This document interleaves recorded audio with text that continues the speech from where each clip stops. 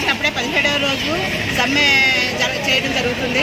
అనేక సార్లు చర్చలో పిలిచి రమ్మంటాం పొమ్మంటాం తప్ప మేము అడిగిన డిమాండ్స్ ఏంటి, వాళ్ళు చెప్పేవి ఏంటో మాకు అర్థం కావటం లేదు.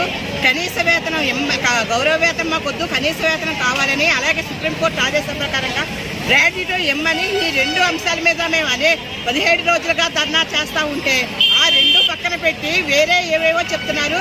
ఇదైతే మాత్రం ప్రభుత్వానికి కరెక్ట్ కాదు. ఈ 17 రోజులుగా ఆడవాళ్ళు తిండి నిద్ర మాని కూడా ఈ రోజున అనేక ఇబ్బందులు పడుతూ ఈ రోజున మున్సిపల్ కార్పొరేషన్ ఎదురుగా ధర్నా చేయడం జరుగుతుంది. కనీసం ఇప్పటికైనా ప్రభుత్వం గుర్తించి వెంటనే మా డిమాండ్స్ పరిష్కరించాలని మేము కోరుకుంటున్నాం. పేరు డిఆర్లక్ష్మి, మాది మండపేట ప్రాజెక్టు.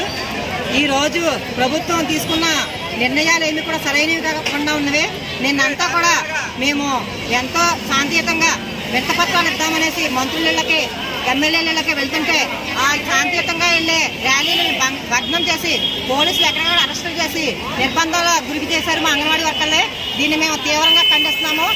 ఏదైతే ప్రభుత్వం ఈ దుర్మార్గ చర్యలన్నీ వెనక తీసుకుని మా సమస్యలు న్యాయమైన సమస్యలు తీర్చుతుందా సరే, లేకపోతే మేము వెంటనే కలెక్టర్ ఆఫీసులు సీఎం క్యాంప్ ఆఫీసు ముట్టడిస్తామని ప్రభుత్వాన్ని హెచ్చరిక చేస్తున్నాం.